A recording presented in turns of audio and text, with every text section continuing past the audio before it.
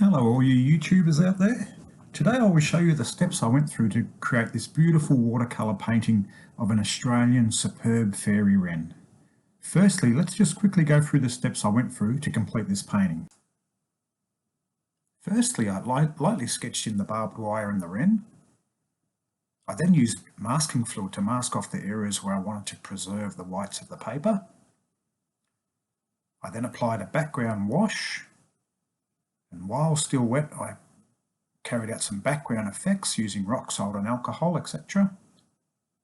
I then removed the masking fluid and then painted and drew in the barbed wire and the wren using watercolour pencils, and finally using some fine liners and acrylic paint for some highlights. And hopefully after all this you should have your own personal masterpiece. Now enjoy some music while I take you through these 7 steps one by one, and I'll see you at the end of the video.